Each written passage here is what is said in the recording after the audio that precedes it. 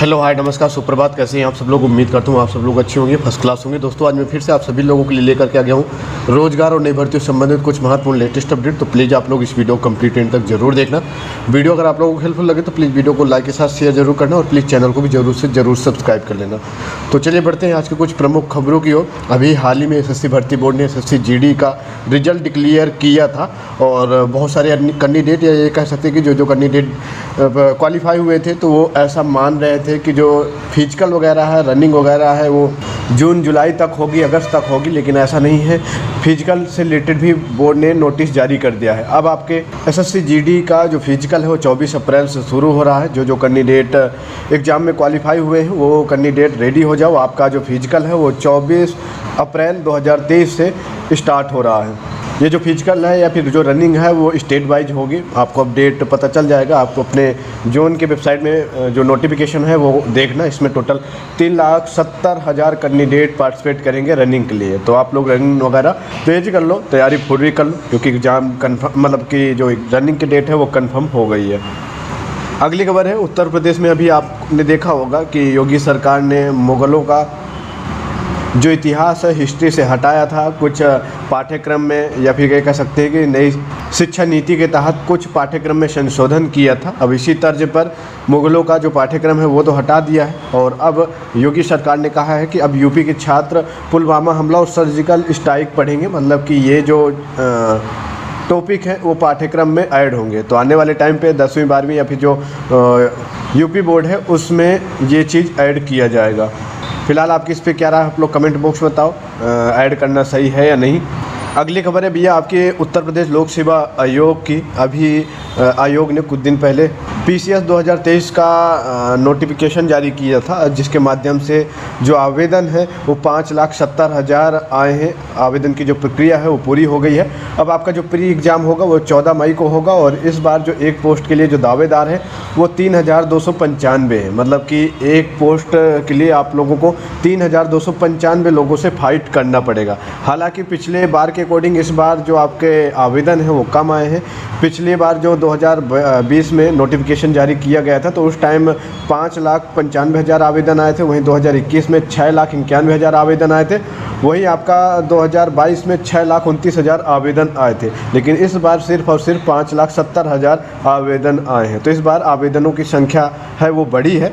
अब आप लोग इस एग्ज़ाम की तैयारी में जी जान झोंक दो, क्योंकि प्री की जो एग्ज़ाम डेट है वो कंफर्म हो गई है और मेंस की भी एग्ज़ाम डेट है वो कंफर्म हो गई है। प्री आपका 14 मई को होगा और मेंस आपका 23 सितंबर को होगा।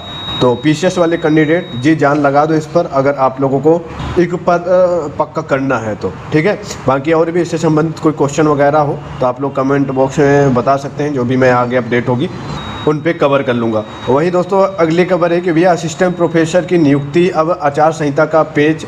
राजकीय महाविद्यालय में 128 पदों पर होनी थी। ये भर्ती तो पुरानी है, ये भी उत्तर प्रदेश लोक सेवा आयोग की भर्ती है। 128 पदों पर भर्ती होनी थी, जिनमें से 98 पदों पर नियुक्ति दे दी गई थी। बाकी बचे हुए पदों को धीरे धीरे संस्तुति के लिए शासन के पास भेजा जा रहा था और अब नियुक्ति का अंतिम चरण चल रहा था। जो अभ्यर्थी सिलेक्ट हुए थे उनका पुलिस वेरिफिकेशन और मेडिकल परीक्षण होना था, लेकिन टाइम से इस प्रक्रिया को पूरा न होने की वजह से अब नगर निकाय चुनाव जैसा कि है ही है, तो उसके वजह से अधिसूचना जारी करके आचार संहिता लागू की गई है। तो अब बीच में काफ़ी कैंडिडेटों का जो पुलिस वेरिफिकेशन है या फिर मेडिकल परीक्षण है वो लटक गया है। तो अभी उन कैंडिडेटों को और इंतज़ार करना पड़ेगा। अब ये नगर निकाय चुनाव ख़त्म होने के बाद ही उन कैंडिडेटों की आगे की प्रक्रिया स्टार्ट होगी। फिलहाल मई के मध्य तक इंतज़ार करना पड़ेगा इन कैंडिडेटों को।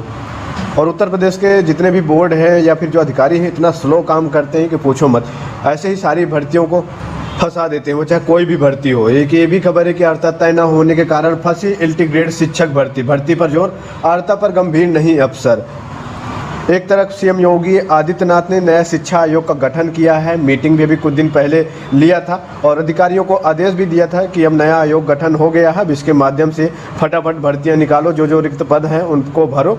लेकिन अधिकारी लोग मुझे लगता है सीरियस ही नहीं है, योगी जी की बात भी नहीं सुन रहे हैं। इसका नतीजा है कि राजकीय माध्यमिक विद्यालयों में प्रवक्ता, सहायक, इंटीग्रेट के हजारों रिक्त पद हैं। अध्याचन मिलने के बावजूद उत्तर प्रदेश लोक सेवा आयोग भर्ती नहीं शुरू शुरू कर पा रहा। भर्ती क्यों नहीं शुरू कर पा रहा कि भैया अभी अर्हता का ही निर्धारण नहीं हुआ। 22 नवंबर 2022 को हाई पावर अंतर विभागीय कमेटी गठित की थी, जिसमें 15 दिन के अर्हता निर्धारित करते हुए रिपोर्ट देने को कहा गया था। लेकिन 4.5 महीने के समय बीतने के बावजूद भी अभी तक उसका कोई निष्कर्ष नहीं निकला। अर्हता का कुछ क्लियर पता नहीं चला कि क्या अर्हता रहेगी या नहीं रहेगी। जबकि स्टूडेंट अभ्यर्थी कैंडिडेट आए दिन भर्ती बोर्ड के सामने धरना प्रदर्शन करते रहते हैं, लेकिन अधिकारी लोग सीरियस है ही नहीं, वो बस फॉर्मेलिटी अदा कर रहे हैं। इससे पहले जो एलटी ग्रेडर की भर्ती हुई थी 2018 में 10,768 पदों पर भर्ती हुई थी, लेकिन इसमें 2,500 के समथिंग पद खाली रह गए थे। और अभी जो प्रेजेंट टाइम में उत्तर प्रदेश शिक्षा विभाग में जो पद खाली हैं वो यहाँ पे देख सकते हैं कि एलटी ग्रेड के 10,332 पद है। राजकीय विद्यालयों के सहायक अध्यापक एलटी ग्रेड के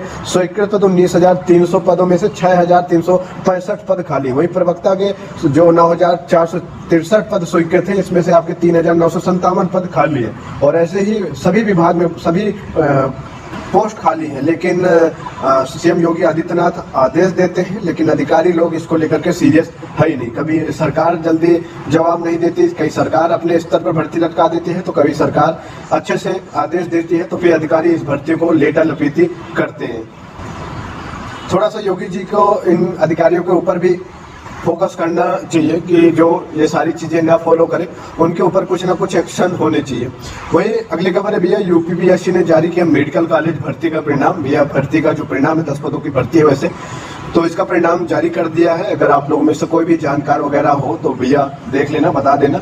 उन कैंडिडेटों को टोटल कैंडिडेट 62 शॉर्ट लिस्ट हुए हैं। अब इन कैंडिडेटों का होगा इंटरव्यू और इनमें से शॉर्ट लिस्ट किए जाएंगे 10 पद के लिए। तो भैया देख लेना, आप लोग अपडेट वगैरह दे देना। वही अगली और अंतिम खबर है भैया, लेखपाल भर्ती से संबंधित। कल आपकी लेखपाल भर्ती की केस की हेयरिंग होनी थी, लेकिन कोर्ट में वही जो डेट लगती है, तारीख पे तारीख होती है, वैसे ही हुआ।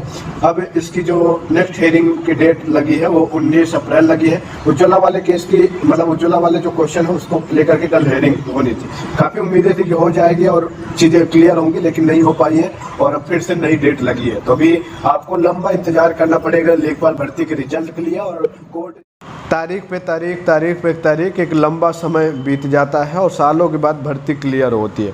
चलिए दोस्तों, ये थी आज के रोजगार और नई भर्तियों से संबंधित कुछ महत्वपूर्ण लेटेस्ट अपडेट। उम्मीद करता हूँ वीडियो आप लोगों को हेल्पफुल लगी होगी, तो प्लीज़ वीडियो को लाइक शेयर जरूर कर दें। बाकी चैनल को भी यार जरूर से जरूर सब्सक्राइब कर लें। धन्यवाद and take care, bye bye.